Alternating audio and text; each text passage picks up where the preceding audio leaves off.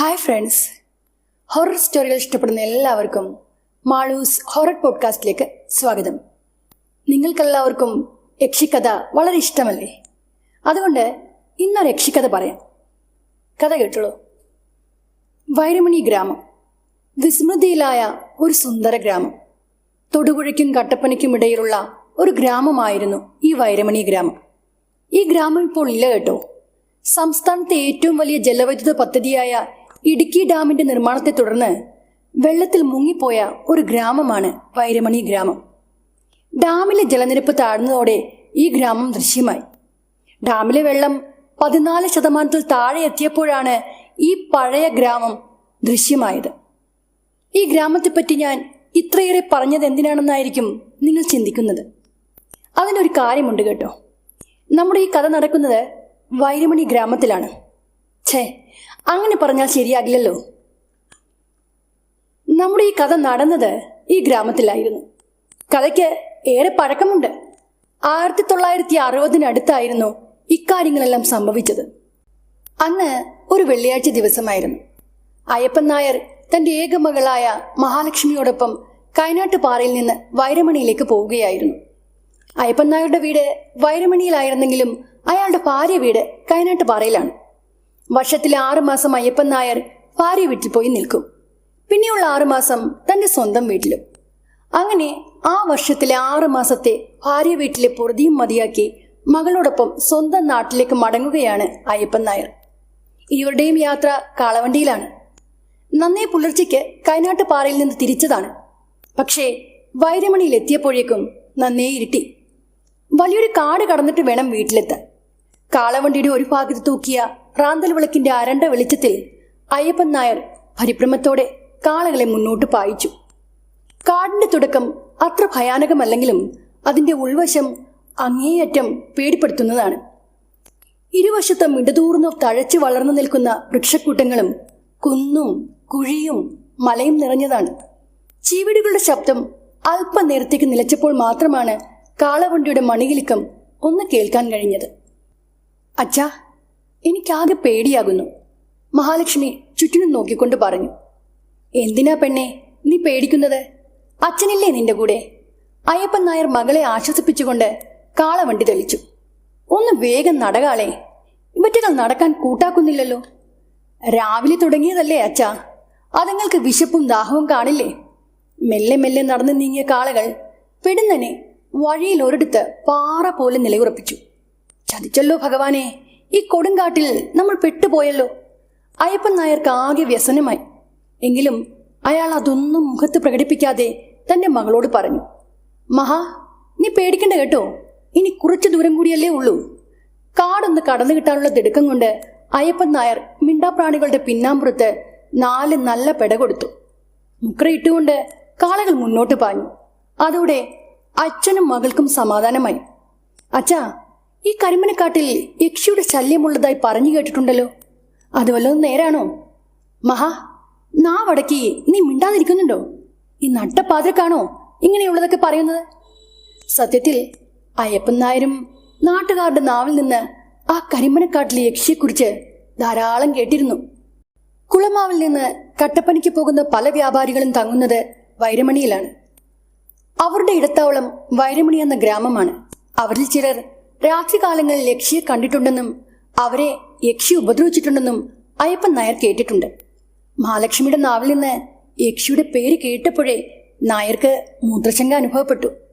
ഓടി നീങ്ങിയ കാളക്കൂറ്റന്മാരെ ഒരിടത്ത് നിർത്തി അയ്യപ്പൻ നായർ വഴിയിൽ കണ്ടൊരു മരത്തിന്റെ പിന്നിൽ കാര്യം സാധിച്ച് തിരിച്ച് വണ്ടിയിൽ ചാടിക്കയറി. വഴിയോരത്തെ കരിമനക്കൂട്ടങ്ങളുടെ കറുത്തിരുണ്ട നിഴലുകൾ അയ്യപ്പൻ നായരുടെ ഉള്ളിൽ ഭീതി ജനിപ്പിച്ചു. ഇരുട്ടിലിര തേടാനിറങ്ങിയ നരിക്കൂട്ടങ്ങൾ തങ്ങളുടെ ഇണയെ ആകർഷിക്കുവാനായി നീട്ടി ഓരിടാൻ തുടങ്ങിയപ്പോൾ പനങ്കയിലിരുന്നൊരു കൂമൻ തല ചെരിച്ച് കാളവണ്ടിയുടെ നേർക്കൊന്നു നോക്കി. അതിന്റെ കണ്ണുകൾ പുഷ്യരാഗ കല്ല് പോലെ തിളങ്ങി. അതോടെ അയ്യപ്പൻ നായരുടെ ചങ്കിടിപ്പേറി. അയാളുടെ പ്രഹരമേറ്റ് കാളകൾ വീണ്ടും മുന്നോട്ട് കുതിച്ചു. ആ ഓട്ടത്തിനിടയിൽ വണ്ടി ആകെ ആടി ഉലഞ്ഞു. വീഴാതിരിക്കാനായി മഹാ പനമ്പ് മറയിൽ അള്ളിപ്പിടിച്ചു. അടുത്ത നിമിഷം വലിയൊരു ശബ്ദത്തോടെ കാളവണ്ടി ചെരിഞ്ഞു നിന്നു. വണ്ടിയുടെ ചക്രങ്ങളിലൊന്ന് വഴിയിലെ ചെളിക്കുണ്ടിൽ താഴ്ന്നിരിക്കുന്നു. ഭഗവതി കാത്തോളനെ! ദേവിയെ മനസ്സുരുക്കി വിളിച്ചുകൊണ്ട് അയാൾ കാളവണ്ടിയിൽ നിന്ന് പുറത്തേക്കിറങ്ങി ചെളിയിൽ പൂണ്ട ചക്രം തള്ളി മാറ്റാനായി ശ്രമിച്ചു. ചെങ്കാലൻ പുള്ളികളുടെ കൂക്കിവിളികൾ കേട്ട് മഹാ ഭയന്ന് വിറച്ച് കണ്ണടച്ച് നാമം ചൊല്ലിത്തുടങ്ങി. കഠിനമായ പരിശ്രമത്തിനൊടുവിൽ അയ്യപ്പൻ നായർ ആ വണ്ടിച്ചക്രം ചെളിക്കുണ്ടിൽ നിന്ന് തള്ളി നീക്കി. ശേഷം ഒട്ടും സമയം കളയാതെ അയാൾ വണ്ടിയിൽ കയറിപ്പറ്റി. പക്ഷെ ഇത്തവണ ഒരിഞ്ച് പോലും കാളകൾ മുന്നോട്ട് നീങ്ങിയില്ല. അവറ്റകൾ എന്തോ കണ്ട് പേടിച്ചതുപോലെ വലിയ വായിൽ കരഞ്ഞു. കനത്ത ഇരുട്ടിൽ അവയുടെ കരച്ചിൽ ആരെയും ഭയപ്പെടുത്തുന്ന രീതിയിലുള്ളതായിരുന്നു. മുന്നോട്ടുള്ള വഴിയുടെ അരികിൽ ആകാശം മുട്ടി വളർന്നു നിൽക്കുന്ന വലിയൊരു കരിമ്പന. റാന്തൽ വിളക്കിന്റെ നേർത്ത വെട്ടത്തിൽ മഹാലക്ഷ്മി ആ വൃക്ഷത്തിനെ നോക്കിക്കണ്ടു. മുന്നോട്ട് നീങ്ങാൻ കൂട്ടാക്കാത്ത കാളക്കൂറ്റന്മാരെ അയാൾ ദേഷ്യത്തിൽ പൊതിരെ തല്ലി. അവയുടെ വായിൽ നിന്ന് നുരയും പതയും ഒലിച്ചിറങ്ങി. കണ്ണുകൾ ആകെ ചുവന്നു. മഹാലക്ഷ്മി അയാളെ തടഞ്ഞുകൊണ്ട് പറഞ്ഞു, എന്തിനാ അച്ഛാ അവറ്റകളെ ഇങ്ങനെ തല്ലിക്കൊല്ലുന്നത്? അവരിനി മുന്നോട്ട് പോകില്ല. കണ്ടില്ലേ അവയുടെ കണ്ണുകൾ പുറത്തേക്ക് തുറച്ചു നിൽക്കുന്നത്? എന്തോ കണ്ട് ഭയന്നിട്ടുള്ള നിൽപ്പാണ്. പെട്ടെന്ന് നിശ്ചലമായി നിന്ന കാളകൾ വെകിലി പിടിച്ചതുപോലെ മുന്നോട്ട് കുതിച്ചു പാഞ്ഞു. ഒട്ടും പ്രതീക്ഷിക്കാതിരുന്ന ആ അമിത വേഗതയിൽ അയ്യപ്പൻ നായർ കാളവണ്ടിയിൽ നിന്ന് പുറത്തേക്ക് തെറിച്ചു വീണു. അതോടെ മഹയും വണ്ടിയിൽ നിന്ന് ചാടിയിറങ്ങി. വഴിയോരത്തെ മുൾപടർപ്പിനിടയിലേക്ക് തെറിച്ചു വീണ അയ്യപ്പൻ നായർക്ക് ഒന്ന് എണീക്കാൻ പോലും കഴിയുന്നില്ലായിരുന്നു. ഈ സമയം മുന്നോട്ട് നീങ്ങിയ കാളവണ്ടി അവരുടെ കൺമുന്നിൽ നിന്ന് അപ്രത്യക്ഷമായി കഴിഞ്ഞിരുന്നു. അച്ഛാ ഒന്ന് എണീക്ക്!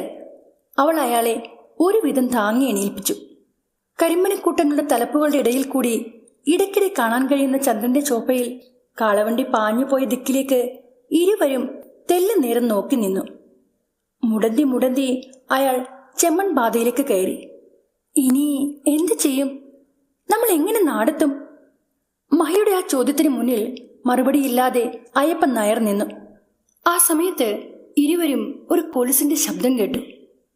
ഈ പാതിര നേരത്ത് എവിടെ നിന്നാ ഈ ശബ്ദം കേൾക്കുന്നത്? അയാൾ ചെവി വട്ടം പിടിച്ചു. അരണ്ട വെളിച്ചത്തിൽ അയാളും മകളും ആ കരിമ്പനിയുടെ ചുവട്ടിൽ എത്തിക്കഴിഞ്ഞിരുന്നു. പരിഭ്രമത്തോടെ അയ്യപ്പൻ നായർ ആ പരിസരം ആകെ നിരീക്ഷിച്ചു.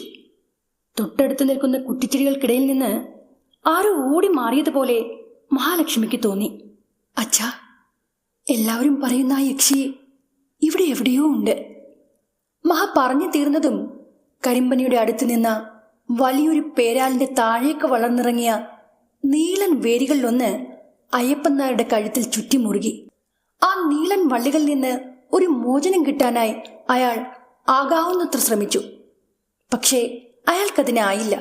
അച്ഛാ എന്നുറക്കെ വിളിച്ചുകൊണ്ട് മഹ അയാളുടെ അരികിലേക്ക് ഓടിച്ചെന്നതും നീളൻ വള്ളികൾ മേലേക്കുയർന്നു. അയ്യപ്പൻ നായർ ശ്വാസം കിട്ടാതെ പിടഞ്ഞുകൊണ്ടിരുന്നു. സ്വന്തം അച്ഛന്റെ മരണം കണ്ടു നിൽക്കാൻ മാത്രമേ മഹയ്ക്കപ്പോൾ കഴിഞ്ഞുള്ളൂ. പിടഞ്ഞ് പിടഞ്ഞ് ആ മനുഷ്യന്റെ ചലനം നിലച്ചു.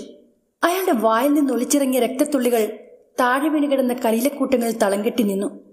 നേർത്ത വെട്ടത്തിൽ താഴെ തളം കെട്ടിയ ചോരയിലേക്ക് ഒരു കൈ നീണ്ടു വന്നതായി മഹാലക്ഷ്മി വളരെ വ്യക്തമായി തന്നെ കണ്ടു. അവൾ ഉറക്കെ നിലവിളിച്ചുകൊണ്ട് പിന്നോട്ട് മാറി. കരിമ്പനിയുടെ മുകളിൽ നിന്ന് ഒരു മനുഷ്യരൂപം താഴേക്ക് പറന്നിറങ്ങിയതുപോലെ അവൾക്കപ്പോൾ തോന്നി. വെള്ളച്ചേല ചുറ്റിയ ഒരു സ്ത്രീ. അവരുടെ വലതുകരം ചോരയാൽ നനഞ്ഞിരുന്നു. ആ സ്ത്രീരൂപം നിലത്ത് തളം കെട്ടിയ ചോരക്കരികിൽ ചമ്രം പണിഞ്ഞിരുന്നു. ശേഷം അവൾ തന്റെ മെടഞ്ഞിട്ട നീലൻ മുടിയിലേക്ക് കയ്യിൽ പറ്റിയ ചുടുചോര തേച്ചു പിടിപ്പിച്ചു. നിലത്ത് കുത്തിയിരുന്ന ആ രൂപത്തിന്റെ ഒരു ഭാഗം മാത്രമേ മഹാലക്ഷ്മിക്കപ്പോൾ കാണാൻ കഴിയുമായിരുന്നുള്ളൂ. ഭയാനകമായ ആ കാഴ്ച കണ്ടു നിൽക്കാനാവാതെ മഹ നിലവിളിച്ചുകൊണ്ട് അവിടെ നിന്ന് മുന്നിൽ കണ്ട വഴിയിലൂടെ എവിടേക്കോ ഓടി. അന്നൊക്കെ വൈരമണി എന്ന ഗ്രാമത്തിൽ ഇങ്ങനെയുള്ള മരണങ്ങൾ സർവ്വസാധാരണമായിരുന്നു. അസമയത്തൊരു കൊടും വനത്തിൽ അകപ്പെട്ടു പോകുന്ന പലരും ഇതേ രീതിയിൽ മരണപ്പെടുമായിരുന്നു. ഈ മരണങ്ങളുടെയെല്ലാം ഉത്തരവാദി കരിമ്പനക്കാട്ടിൽ വസിക്കുന്ന ഒരു യക്ഷിയാണെന്നാണ് ആ ഗ്രാമവാസികളുടെ വിശ്വാസം. പട്ടണത്തിൽ പോയി പഠിച്ച കുറച്ചുപേർ മാത്രം ആ യക്ഷിയിൽ വിശ്വസിച്ചില്ല. കാട്ടിലകപ്പെട്ടു പോകുന്ന യാത്രക്കാരെ കൊള്ളയടിച്ച് കെട്ടിത്തൂക്കി കൊലപ്പെടുത്തുന്നത് കാട്ടുകൊള്ളക്കാരാണെന്ന് അവർ വിശ്വസിച്ചു. കൈനാട്ടുപാറയിൽ നിന്ന് വൈരമണിയിലേക്ക് തിരിച്ച അയ്യപ്പൻ നായരെയും അയാളുടെ മകളെയും കാണാതായതിനെ തുടർന്ന് ഗ്രാമത്തലവനും ബന്ധുക്കളും ഇരുവരെയും അന്വേഷിച്ച് കാട് കയറി. പക്ഷേ കരിമ്പനക്കൂട്ടങ്ങൾ മാത്രം തഴച്ചു വളർന്നു നിൽക്കുന്ന ഉൾക്കാട്ടിലേക്ക് കാലുകുത്താൻ അവരെല്ലാവരും ഭയന്നു. അങ്ങനെയിരിക്കെ പട്ടണത്തിൽ നിന്ന് ഡോക്ടർ ചന്ദ്രദാസും അദ്ദേഹത്തിന്റെ ഭാര്യ ഡോക്ടർ ഗായത്രിയും വൈരമണിയിലെത്തി. ഗായത്രി ഒരു ഗൈനക്കോളജിസ്റ്റാണ്. ചന്ദ്രദാസിന്റെ അമ്മാവന്റെ വീട് ഇവിടെയാണ്. അയാളുടെ കണക്കില്ലാത്ത സ്വത്തുക്കൾക്ക് ഇനിയുള്ള ഏക അവകാശിയാണ് ചന്ദ്രദാസ്. അമ്മാവന് തീരെ സുഖമില്ലെന്ന് അറിഞ്ഞതിനെ തുടർന്ന് ഒറ്റയ്ക്ക് താമസിക്കുന്ന അയാളെ ശുശ്രൂഷിക്കാൻ എത്തിയതായിരുന്നു ദാസ്. കുറെ നാളായിട്ട് ദാസിന്റെ അമ്മാവൻ വയ്യാതെ കിടക്കുകയാണ്. പല ഡോക്ടർമാരെയും കണ്ടു, മരുന്നുകൾ പലതും കഴിച്ചു. എന്നിട്ടൊന്നും അയാൾക്ക് യാതൊരു മാറ്റവുമില്ല. സിറ്റിയിലെ ഡോക്ടർമാരുടെ ചികിത്സയിൽ വിശ്വാസം നഷ്ടപ്പെട്ട തമ്പി പിന്നീട് നാട്ടുവൈദ്യന്മാരെയും കണ്ടു. എന്നിട്ടും അയാളുടെ രോഗത്തിന് ശമനമുണ്ടായില്ല. ഒടുവിൽ വൈരമണി ഗ്രാമത്തിലെ പേരുകേട്ട മാന്ത്രികൻ കാളിയൻ അയാളോട് പറഞ്ഞു, തമ്പിയുടെ മാറാവ്യാധിക്ക് കാരണം കരിമ്പനക്കാട്ടിലെ യക്ഷിയുടെ ശാപമാണ്. ഒരിക്കൽ കുളമാവിൽ പോയി തിരിച്ചു വന്ന തമ്പിയെ ഉൾക്കാട്ടിൽ വെച്ച് യക്ഷി ആക്രമിക്കുകയുണ്ടായി. അവളുടെ പിടിയിൽ നിന്ന് ഒരുവിധം രക്ഷപ്പെട്ട് വീട്ടിലെത്തിയ തമ്പിക്ക് അന്ന് തൊട്ടാണ് ഈ ദീനം തുടങ്ങിയത്. ഒരു പ്രാവശ്യം തമ്പിയുടെ ചോരമണം അറിഞ്ഞ ആ യക്ഷി അയാളെ ഇനി വെറുതെ വിടില്ല എന്നാണ് മാന്ത്രികൻ കാളിയൻ പറയുന്നത്. വൈരമണിയിലെത്തിയ ചന്ദ്രദാസ് ആദ്യം തന്നെ ഗ്രാമത്തലവനായ പുത്തൻമഠത്തിൽ ദിനകരൻ നമ്പൂതിരിയെ കാണാൻ ചെന്നു. പ്രൗഢഗംഭീരമായ തന്റെ എട്ടുകെട്ടിന്റെ ഉമ്മറത്തിരുന്ന് ഉച്ചയൂണും കഴിഞ്ഞ് വീർത്ത കുമ്പയും തടവി ചാരകസേരയിലിരുന്ന നമ്പൂതിരി ചന്ദ്രദാസിനെ കണ്ടപ്പോൾ ഒന്ന് നിവർന്നിരുന്നു. ചന്ദ്രദാസും ഭാര്യയും ദിനകരൻ നമ്പൂതിരിയുടെ മുന്നിലുണ്ടായിരുന്ന കസേരയിലിരുന്നു. മുഖവുര ഒന്നും കൂടാതെ തന്നെ ഡോക്ടർ പറഞ്ഞു, നമ്പൂതിരി, എനിക്ക് യക്ഷിയിലും പ്രേതത്തിലൊന്നും ഒരു തരിമ്പും വിശ്വാസമില്ല. ഇത്തരം കാര്യങ്ങൾ വിശ്വസിക്കുന്നവരെ ഞങ്ങൾ ഡോക്ടേഴ്സ് മാനസിക രോഗികളായിട്ടാണ് കാണുന്നത്. ഡോക്ടർ ചന്ദ്രദാസിനെ ഒന്ന് കൂർപ്പിച്ച് നോക്കിയിട്ട് നമ്പൂതിരി പറഞ്ഞു, ചന്ദ്രദാസ്, നിങ്ങൾക്കൊന്നും അറിയില്ല. നമുക്ക് കാണാൻ കഴിയാത്ത പല ശക്തികളും നമുക്ക് ചുറ്റിനും എപ്പോഴുമുണ്ട്. ഒരു വട്ടം നിങ്ങൾ അത്തരം ശക്തികളെ നേരിട്ട് കണ്ടാൽ പിന്നെ നിങ്ങളെ പട്ടണത്തിൽ നോക്കിയാൽ മതി. പറഞ്ഞതിനോടൊപ്പം തന്നെ നമ്പൂതിരി തന്റെ കുംഭകുലുക്കി ചിരിച്ചു. ആ കരിമ്പനക്കാട്ടിലെ യക്ഷിയെപ്പറ്റി നിങ്ങൾക്കൊന്നും അറിയില്ല.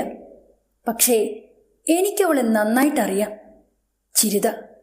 അവൾ പുനർജനിച്ച് വന്നതാണ് ഈ യക്ഷി.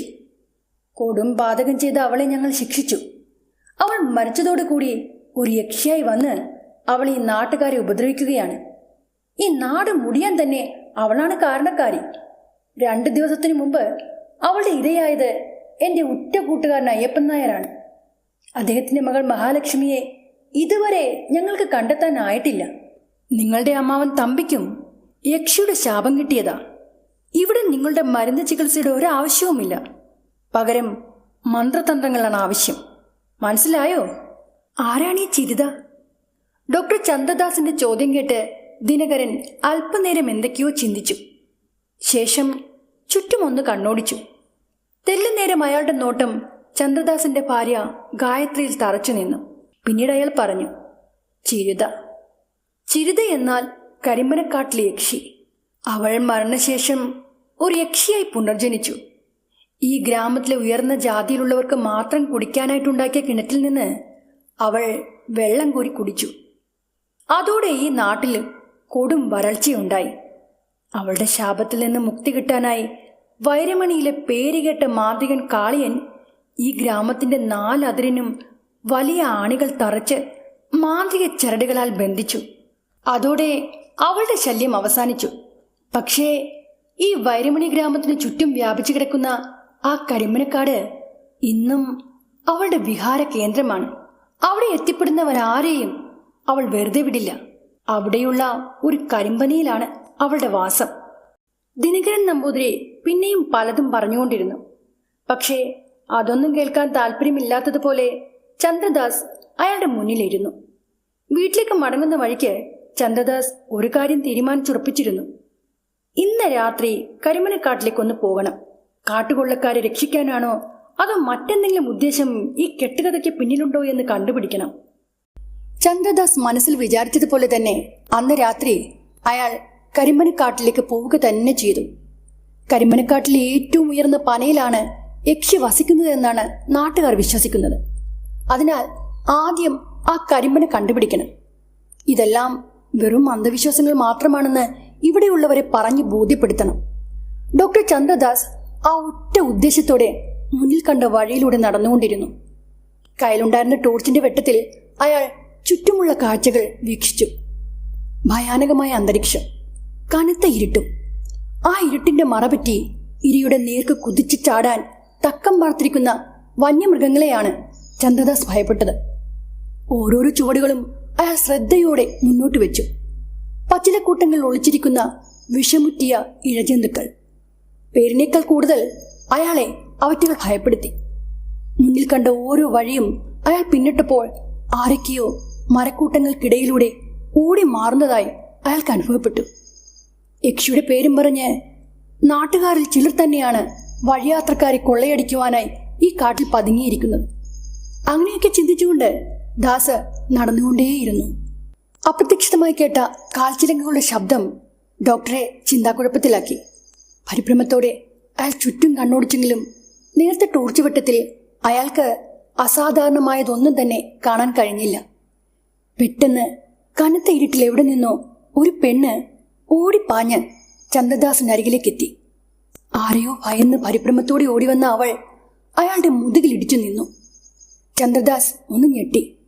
എന്നെ രക്ഷിക്ക്, അവളെന്നെ കൊല്ലും, അവളെന്റെ പിന്നാലെ തന്നെയുണ്ട്. എന്റെ അച്ഛനെ അവൾ കൊന്നു, പെൺകുട്ടി അസഹനീയമായ ഭയത്തോടെ പറഞ്ഞു.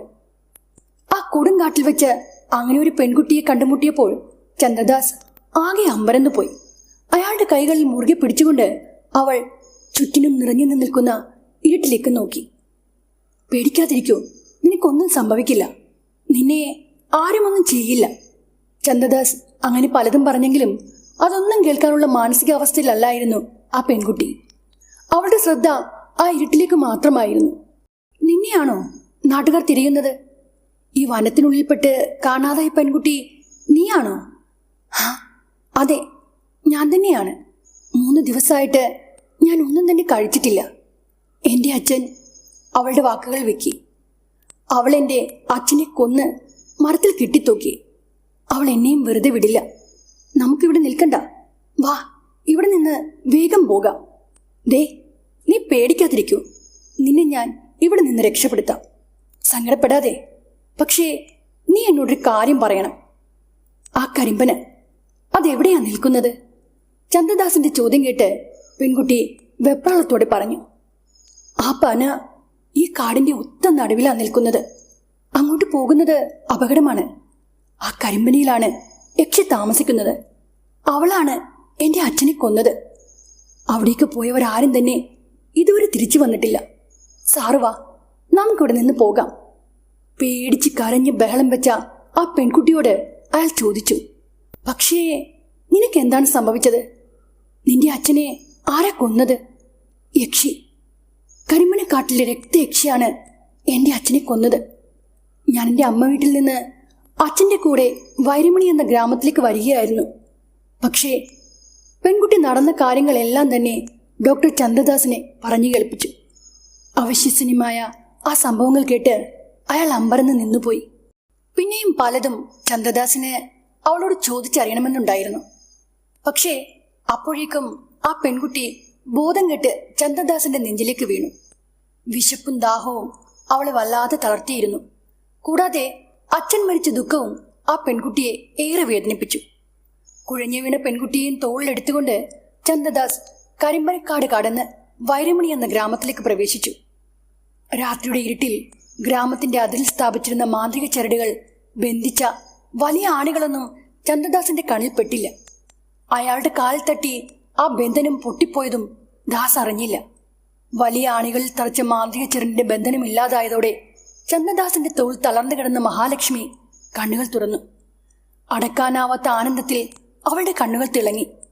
വാടിത്തളർന്ന മുഖത്ത് ഒരു പുഞ്ചിരി വിടർന്നു. ചന്ദ്രദാസ് ഇതൊന്നും തന്നെ അറിയാതെ മഹാലക്ഷ്മിയെ തോളിലെടുത്തുകൊണ്ട് വേഗത്തിൽ മുന്നോട്ട് നടക്കുകയായിരുന്നു.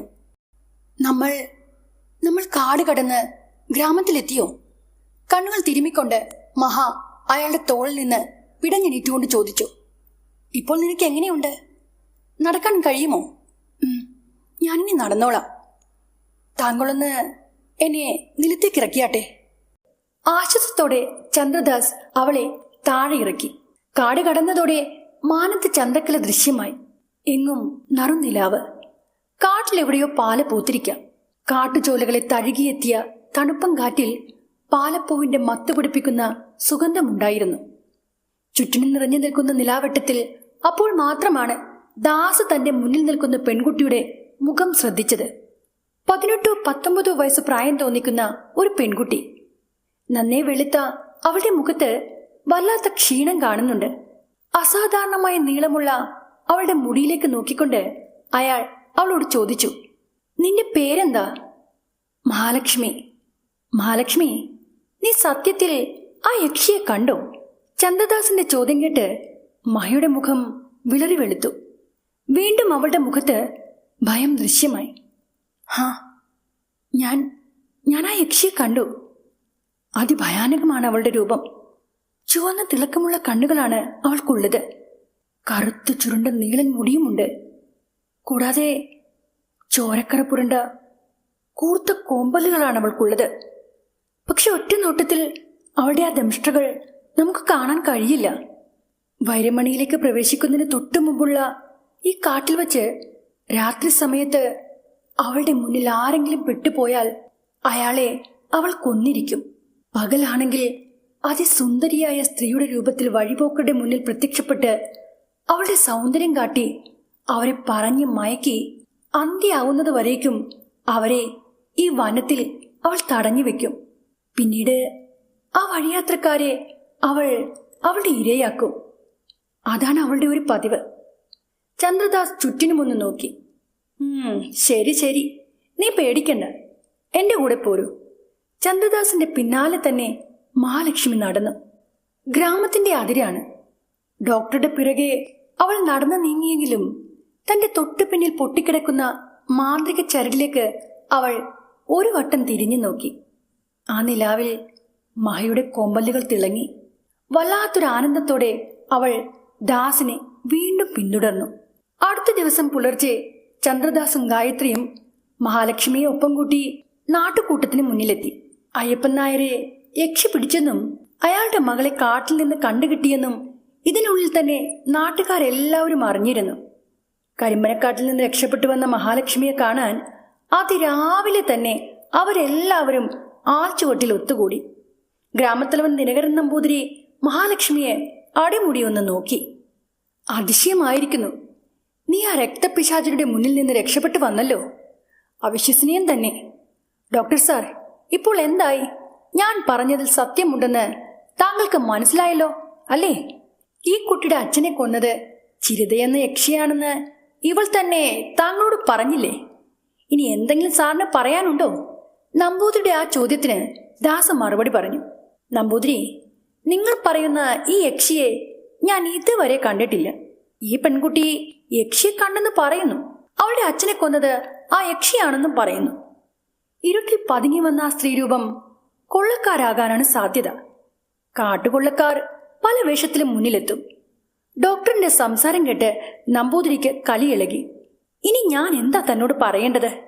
ഇത്രക്ക് വലിയ തെളിവുണ്ടായിട്ടും താൻ ഇതൊന്നും വിശ്വസിക്കുന്നില്ലല്ലോ. സാരമില്ല, തനിക്കൊരനുഭവം ഉണ്ടാകുമ്പോൾ താൻ പഠിച്ചോളും. നമ്പൂതിരി വീണ്ടും മഹാലക്ഷ്മിയുടെ മേൽ നോട്ടമുറപ്പിച്ചു.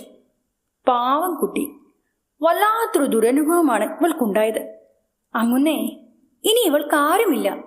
ഇവളുടെ അമ്മ വീട്ടിലേക്ക് പോകണമെങ്കിൽ വീണ്ടും ആ കരിമ്പനക്കാട് കടക്കേണ്ടതായി വരും.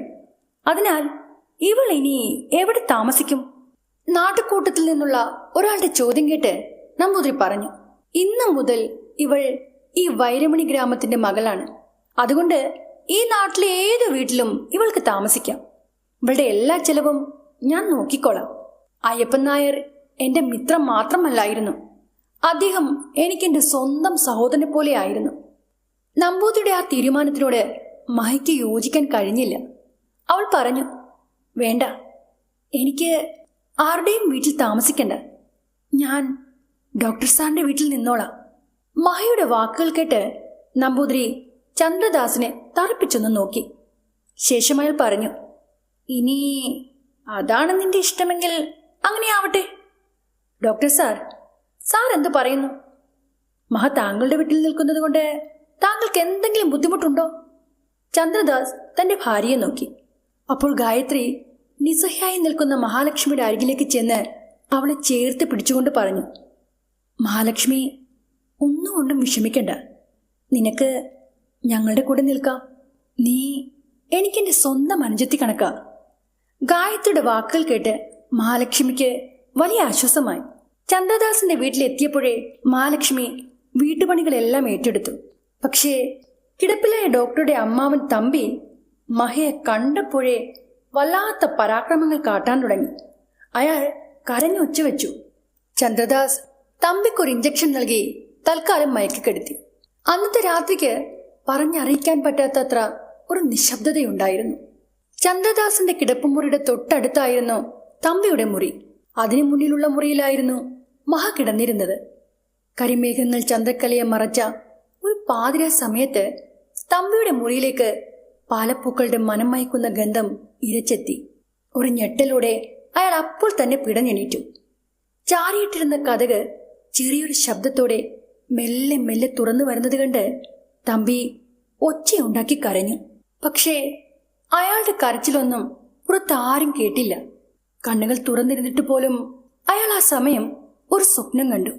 താൻ ഒരു പടുകുഴിയിലേക്ക് വീഴുന്നു. ആഴമേറിയൊരു ജലാശയം. അതൊരു കിണറായിരുന്നു എന്നയാൾ പിന്നീട് തിരിച്ചറിഞ്ഞു. വെള്ളത്തിന്റെ തണുപ്പും നനവും അറിഞ്ഞു തുടങ്ങിയപ്പോൾ മാത്രമാണ് തമ്പി ആ സത്യം മനസ്സിലാക്കിയത്. താനിപ്പോൾ കിടക്കുന്നത് തന്റെ മുറിയിലല്ല, മറിച്ച് ഒരു കിണറ്റിലാണ്. സ്വപ്നം സത്യമായിരിക്കുന്നുവെന്ന് മനസ്സിലായതോടെ തമ്പിക്കാകെ അമ്പരപ്പും ഭയവും ഉണ്ടായി. അയാൾ അലമുറിയിട്ട് കരഞ്ഞു. ആ സമയം കിണറിന്റെ വക്കത്ത് നീണ്ട നഖമുള്ള ഒരു കയ്യ് അയാളപ്പോൾ കാണുകയുണ്ടായി. ആ കാഴ്ചയ്ക്ക് പിന്നാലെ കൈയുടെ ഉടമയെയും തമ്പി കണ്ടു. അതോടെ അയാളുടെ ശരീരത്തിൽ ആകമാനം ഒരു വിറയൽ പടരാൻ തുടങ്ങി. ചിരിതേ, എന്നെ ഒന്നും ചെയ്യരുതേ. ഞാൻ നിന്നെ ഒന്നും ചെയ്തിട്ടില്ല. എന്നെ വെറുതെ വിട്ടേക്കോ. ഓഹോ, നിന്നെ വെറുതെ വിടണമെന്നോ? അപ്പോൾ കഴിഞ്ഞതെല്ലാം നീ മറന്നോ? നിനക്ക് എന്നെ ഒന്നും ചെയ്യാൻ കഴിഞ്ഞില്ലെങ്കിലും നാട്ടുകാരോടൊപ്പം കൂടി എന്നെ കല്ലെറിഞ്ഞു കൊല്ലാൻ നീ മുൻപന്തിയിൽ തന്നെ ഉണ്ടായിരുന്നല്ലോ. അത് നിനക്ക് ഓർമ്മയുണ്ടോ? എന്നോട് ക്ഷമിക്കൂ ചിരിതേ, എന്നെ കൊല്ലരുതേ. ചിരിതയുടെ ആ കൊലച്ചിരി കേട്ട് തമ്പി വിറകൊണ്ടു. പെട്ടെന്ന് തമ്പിയുടെ കഴുത്തിലേക്ക് കറുത്ത എന്തോ ഒന്ന് വീഴുകയുണ്ടായി. അരം കണക്ക് മൂർച്ചയേറിയ നീണ്ട മുടിപ്പിന്നലായിരുന്നു അത്. ചിരിതയുടെ മുടിപ്പിന്നൽ തമ്പിയുടെ കഴുത്തിൽ ചുറ്റി വരിഞ്ഞു. ശ്വാസം കിട്ടാതെ ആ മുടിപ്പിന്നലിന്റെ മരണക്കുരുക്കിൽ അയാൾ പിടഞ്ഞു തുടങ്ങിയപ്പോൾ ചിരിത എന്ന യക്ഷി അയാളെ കിണറിന് മുകളിലേക്ക് വലിച്ചുയർത്തി. തന്റെ കാല് നിലത്ത് മുട്ടിയപ്പോൾ തന്നെ തമ്പി ആ മുടിപ്പിന്നലിന്റെ കുരുക്കിൽ നിന്ന് രക്ഷപ്പെടാനുള്ള എല്ലാ ശ്രമങ്ങളും തുടങ്ങി. കരിമനക്കാട്ടിൽ വെച്ച് ആദ്യമായി നീ എന്റെ കയ്യിൽ പെട്ടപ്പോൾ തന്നെ നിന്നെ ഞാൻ കൊല്ലേണ്ടതായിരുന്നു. പക്ഷേ അന്ന് ഭാഗ്യം നിന്റെ ഒപ്പമായിരുന്നു. എങ്കിൽ ഇന്ന് എന്റെ ദിവസമാണ്. എന്റെ കയ്യിൽ നിന്ന് ഇന്ന് നീ രക്ഷപ്പെടില്ല. ചിരിതേ, ദയവായി എന്നെ വിട്ടേക്ക്.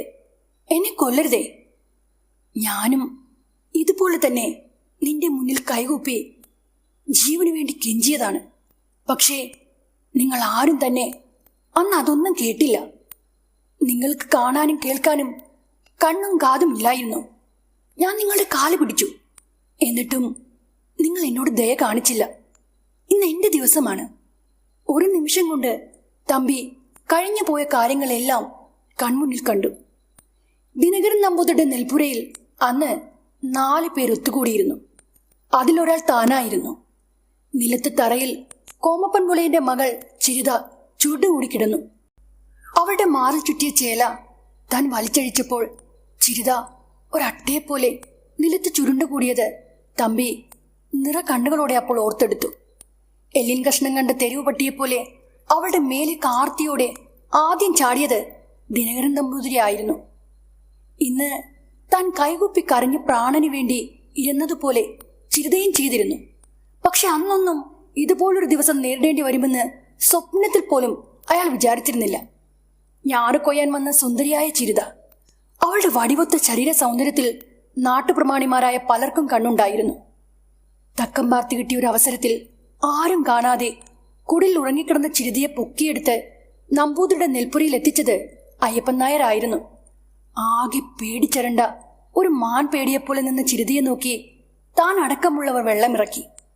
മാറി മറിച്ചിരുന്ന ചേല വലിച്ചഴിച്ചപ്പോൾ ചിരിതയുടെ കറുത്തിടതൂർന്ന നീളൻ മുടി അവളുടെ നാണം മറച്ചുകൊണ്ട് മാറിടത്തിലേക്ക് പടർന്നു കിടന്നു. ഇന്നാ മുടിച്ചുള്ളുകൾക്ക് മൂർച്ചയേറിയിരിക്കുന്നു. ആ മുടിപ്പിന്നലിന്റെ കുരുക്കിൽ തന്റെ കഴുത്ത് മുറുകയാണ്. ചിരിതയുടെ യൗവനം തുടിക്കുന്ന ശരീരം കണ്ട് കൊതി പൂണ്ട് അവളെ ഒരു ചെന്നായെപ്പോലെ മാന്തിക്കേറിയവരുടെ കൂട്ടത്തിൽ ആഭിചാരകർമ്മങ്ങൾ മാത്രം ചെയ്യുന്ന കാളിയൻ പോലുമുണ്ട്. ദിനകരൻ നമ്പൂതിരി ആയിരുന്നു അവളുടെ മേൽ ആദ്യം കൈവച്ചത്. പിന്നീട് കാളിയൻ, പിന്നെ മഞ്ചാടിക്കരി തറവാട്ടിലെ പിള്ള. ആർത്തിയോടെ ചിരിതയെ സമീപിച്ച നമ്പൂതിരിക്ക് മുന്നിൽ അവൾ തന്റെ മാനത്തിനായി കേണപേക്ഷിച്ചു. ദൈവത്തെ ഓർത്ത് എന്നെ വെറുതെ വിട്ടേക്ക്. ശരി, നിന്നെ വെറുതെ വിട്ടേക്കാം. പക്ഷേ ഇനി അങ്ങോട്ടുള്ള നാളുകളിൽ നീ ഞങ്ങളെ ആകാവുന്നത്ര സന്തോഷിപ്പിക്കണം. അതിന് പകരമായി നിന്റെ അച്ഛൻ കോപപ്പനും നിനക്കും പള്ള നിറയെ തിന്നാൻ ചാക്കമ്പടി നെല്ല് തന്നേക്കാം. വേണമെങ്കിൽ കൂരയും വെച്ചു തരാം. ചിരിത നമ്പൂതിരുടെ മുഖത്ത് കാറി തുപ്പി. എന്നെ കൊന്നാലും ഞാൻ ആ പണി ചെയ്യില്ല. ദിനകരൻ നമ്പൂതിരുടെ മുഖം ചുവന്നു. കോപം കൊണ്ട് അയാൾ ഉറഞ്ഞു തുള്ളി. നീ എന്റെ മുഖത്ത് കാറി തുപ്പിയല്ലേ, ഞാൻ നിന്നെ. നമ്പൂതിരുടെ കൈകൾ ചിരിതയുടെ കഴുത്തിൽ മുറുകിയപ്പോൾ കാളിയൻ അയാളെ തടഞ്ഞു. ഇവളെ കൊല്ലാൻ ഇത്രയും തിടുക്കം കൂട്ടേണ്ട ആവശ്യമില്ല. സമയം ഇനിയും ധാരാളമുണ്ട്. നമ്മുടെ എല്ലാം ആഗ്രഹം സാധിച്ചു കഴിഞ്ഞിട്ട് പോരെ ഇവളുടെ പ്രാണൻ എടുക്കുന്നത്. നമ്പൂതിരിയുടെയും കാളിയന്റെയും പിള്ളയുടെയും ഊഴം കഴിഞ്ഞപ്പോൾ തന്നെ പിന്നെ കാളിയൻ അവളെ ഒന്ന് തൊടാൻ പോലും ആർക്കും അവസരം കൊടുത്തില്ല. പിന്നീട് പാതി ജീവനുണ്ടായിരുന്ന അവളെ മൂന്നാളും ചേർന്ന് നാട്ടുകൂട്ടത്തിന് മുന്നിൽ ഹാജരാക്കി. ഗ്രാമത്തലവനായ ദിനകരൻ നമ്പൂതിരിയുടെ വാക്കുകൾ കേൾക്കാൻ ആ നാട്ടുകൂട്ടത്തിൽ അവിടുത്തെ പ്രമാണികളായ സവർണർ മാത്രമേ ഉണ്ടായിരുന്നുള്ളൂ. പാടത്തെ പണിക്കാരായ കോമപ്പനും കൂട്ടരും അങ്ങ് ദൂരെ മാറി നിലയുറപ്പിച്ചു. നമ്പൂതിരി ചിരിതയെ ഒന്ന് നോക്കിയതിനു ശേഷം നാട്ടുകാരോടായി പറഞ്ഞു, ഈ പുലയപ്പെണ്ണ് സവർണർക്കായി മാത്രമുണ്ടാക്കിയ കിണറ്റിൽ നിന്ന് വെള്ളം കട്ടുകുടിച്ചിരിക്കുന്നു. കിണറിലെ ജലം ഇവൾ അശുദ്ധമാക്കി. ഈ പെണ്ണ് കുടിച്ച വെള്ളത്തിന്റെ ബാക്കി നമ്മൾ കുടിച്ചാൽ നമുക്ക് ദൈവകോപം കിട്ടും. അതിനാൽ എത്രയും പെട്ടെന്ന് തന്നെ കാളിയൻ ഒരു പൂജ നടത്തി ഈ കിണറിലെ വെള്ളം ശുദ്ധമാക്കുന്നതാണ്. പക്ഷേ ഈ കൊടും പാതകം ചെയ്ത ഇവളെ കല്ലെറിഞ്ഞു കൊല്ലുകയാണ് വേണ്ടത്. നാട്ടുകൂട്ടം നമ്പൂതിരിയുടെ തീരുമാനത്തിനോട് യോജിച്ചു. കൈയും കാലും കയറുകൊണ്ട് ബന്ധിച്ച് നാട്ടുകാരുടെ മുന്നിൽ നിർത്തിയ ചിരിതയ്ക്കപ്പോൾ ഒന്നും മിണ്ടാൻ പോലുമുള്ള ത്രാണിയില്ലായിരുന്നു. കിട്ടാതെ പോയ മുന്തിരിയിൽ ആദ്യം കല്ലെറിഞ്ഞത് തമ്പിയായിരുന്നു. പിന്നീട് അവിടെ കൂടി എല്ലാവരും അവളെ കല്ലെറിഞ്ഞു. തന്റെ മകൾ ചിരിത എന്ത് തെറ്റാണ് ചെയ്തതെന്ന് കോമപ്പൻ അറിയാൻ കഴിഞ്ഞില്ല. എന്നാലും കല്ലെറിഞ്ഞു കൊള്ളാൻ മാത്രം ചിരിത എന്ത് കുറ്റമാണ് ചെയ്തിരിക്കുന്നതെന്നോർത്ത് കോമപ്പന്റെ കൂടെയുള്ളവരെല്ലാവരും തന്നെ തല പുകഞ്ഞ് ആലോചിച്ചു. കല്ലെറിഞ്ഞിട്ടും ചിരിത ചത്തില്ല. അവളുടെ ജീവൻ തുടിക്കുന്ന ശരീരത്തിൽ ഒരു കത്തി കുത്തിയിറക്കിയത് മാന്തിയൻ കാളിയനായിരുന്നു. എന്നിട്ടും അവളുടെ ജീവൻ പോയില്ല. എന്ത് സാധനം കൊണ്ടാണടി നിന്നെ തമ്പുരാൻ സൃഷ്ടിച്ചിരിക്കുന്നത്? കല്ലെറിഞ്ഞിട്ടും കത്തിക്ക് കുത്തിയിട്ടും നിന്റെ പ്രാണൻ ബാക്കി കിടക്കുകയാണല്ലോ. അങ്ങനെ അവസാനം ചിരിതയെ അവരെല്ലാവരും ചേർന്ന് ജീവനോടെ കുഴിച്ചു മൂടി. അവസാന സമയത്ത് ചിരിത ഒരു കാര്യം പറഞ്ഞിരുന്നു, നിന്നെയൊന്നും ഞാൻ വെറുതെ വിടില്ല. ഈ നാട് ഞാൻ മുടിക്കും. ഞാൻ തിരിച്ചു വരും. കഴിഞ്ഞുപോയ ആ കാര്യങ്ങളെല്ലാം ഓർത്തപ്പോൾ തന്നെ തമ്പിക്ക് മനസ്സിലായി തന്നെ ചിരിത വെറുതെ വിടില്ല എന്ന്. തമ്പിയുടെ കഴുത്തിൽ ചിരിതയുടെ നീലൻ മുടി പിന്നിൽ മുറുകിക്കൊണ്ടേയിരുന്നു. ചിരിതയുടെ മരണശേഷം കരിമ്പനക്കാട്ടിൽ വെച്ച് പലരും മരണപ്പെട്ടു. അതിന് കാരണം പുനർജനിച്ച യക്ഷിയായി മാറിയ ചിരിതയാണെന്ന് കാളിയൻ നാട്ടുകാരെ ബോധിപ്പിച്ചു. ശേഷം കാളിയൻ ആ യക്ഷിയുടെ ഉപദ്രവത്തിൽ നിന്ന് രക്ഷപ്പെടാനായി ഗ്രാമത്തിന്റെ അതിരിൽ വലിയ ഇരുമ്പാണി സ്ഥാപിച്ച് അതിൽ മാന്ത്രിക ചരടുകൾ ബന്ധിച്ചു. തമ്പി ചിരിതയുടെ മൂർച്ചയേറിയ മുടിപ്പിന്നലിന്റെ കുരുക്കിൽ പിടഞ്ഞു. അന്ന് രാത്രി ഇരുട്ടി വെളുക്കുന്നതിന് മുമ്പ് ഡോക്ടർ ചന്ദ്രദാസിന്റെ ഭാര്യ ഗായത്രി ഒരു ദുസ്വപ്നം കണ്ട് ഉറക്കത്തിൽ നിന്ന് ഞെട്ടി ഉണർന്നു. അതോടെ തൊട്ടടുത്ത് കിടന്ന ചന്ദ്രദാസും ഉറക്കം വിട്ടുണർന്നു. ദാസേട്ടൻ ഒരു പെണ്ണിന്റെ കരച്ചിൽ കേട്ടോ? പെണ്ണിന്റെ ശബ്ദമോ? നീ വല്ല സ്വപ്നവും കണ്ടായിരിക്കും. കിടന്നുറങ്ങാൻ നോക്ക്, നേരം വെളുത്തിട്ടില്ല. മഹാലക്ഷ്മി, അവൾക്ക് എന്തെങ്കിലും സംഭവിച്ചു കാണുമോ? അവളുടെ ശബ്ദമാണ് ഞാൻ കേട്ടത്. അവൾ മുറിയിൽ കിടന്നുറങ്ങുകയായിരിക്കും. ഇനി അവളെ ചെന്ന് കണ്ടാലേ നിനക്ക് മനസ്സമാധാനമാകൂ എന്ന് എനിക്കറിയാം. അങ്ങനെ ചന്ദ്രദാസ് ഗായത്രിയെയും കൂട്ടി മഹാലക്ഷ്മിയുടെ മുറിക്ക് മുന്നിലുള്ള ജനലിനരികിലെത്തി. അവൾ ആ സമയം ഉറക്കത്തിലായിരുന്നു. രണ്ടാളും ഉടൻ തന്നെ അവിടെ നിന്ന് തിരിച്ചു പോവുകയും ചെയ്തു. പക്ഷേ ചന്ദ്രദാസും ഗായത്രിയും മടങ്ങിപ്പോയപ്പോൾ തന്നെ മഹാലക്ഷ്മി ഉണർന്നു. അവളുടെ കണ്ണുകൾ ചുവന്നു തുടുത്തിരുന്നു. തന്റെ നീളൻ മുടിത്തുമ്പിൽ തടവിക്കൊണ്ട് അവൾ മെല്ലെ ചിരിച്ചു. അടുത്ത ദിവസം വൈരമണി ഗ്രാമത്തിലുള്ളവർ ഉണർന്നെണീറ്റത് തന്നെ തമ്പിയുടെ മരണവാർത്ത കേട്ടായിരുന്നു. ചിരിത തൊട്ട് അശുദ്ധമാക്കിയ കിണറ്റിൻകരയിൽ തൂങ്ങി മരിച്ച നിലയിലായിരുന്നു തമ്പിയെ കണ്ടെത്തിയത്. അമ്മാവനായ തമ്പിയുടെ മരണത്തിൽ ചന്ദ്രദാസിന് ഏറെ ദുഃഖം തോന്നി. ഇത്ര ക്രൂരമായി തമ്പിയെ ഉപദ്രവിച്ച് കിണറ്റിൽ കെട്ടിത്തൂക്കിയത് ആരാണെന്ന് കണ്ടെത്തുവാൻ പോലീസുകാരും അന്വേഷണം നടത്തി. പക്ഷേ അവർക്കൊന്നും ഒരു തെളിവും കണ്ടെത്താൻ കഴിഞ്ഞില്ല. തമ്പിയെ കൊന്നത് ചിരിതയെന്ന യക്ഷിയാണ്. അവൾ എല്ലാ ബന്ധനങ്ങളും പൊട്ടിച്ചെറിഞ്ഞിരിക്കുന്നുവെന്നും നാട്ടുകാർ ഉറപ്പിച്ചു പറഞ്ഞു. നാട്ടുകാരുടെ നാവിൽ നിന്ന് ചിരിതയെക്കുറിച്ച് കേട്ടപ്പോൾ അവളെപ്പറ്റി കൂടുതൽ അറിയാൻ ചന്ദ്രദാസിന് ആഗ്രഹമുണ്ടായി. ചന്ദ്രദാസ് ചിരിതയെക്കുറിച്ച് ഒരു പുസ്തകം തന്നെ എഴുതി തുടങ്ങി. വൈരമണി വിട്ട് പട്ടണത്തിലേക്ക് പോകാൻ ആഗ്രഹിച്ചിട്ടും അയാൾക്കതിന് കഴിഞ്ഞില്ല. ഇതിനിടയിൽ പിള്ള മഹാലക്ഷ്മിക്ക് ധാരാളം സഹായ വാഗ്ദാനങ്ങൾ നൽകിക്കൊണ്ട് അവളുടെ പിന്നാലെ കൂടി. മഹയുടെ ഒരൊറ്റ ചിരിയിൽ പിള്ള വീണു.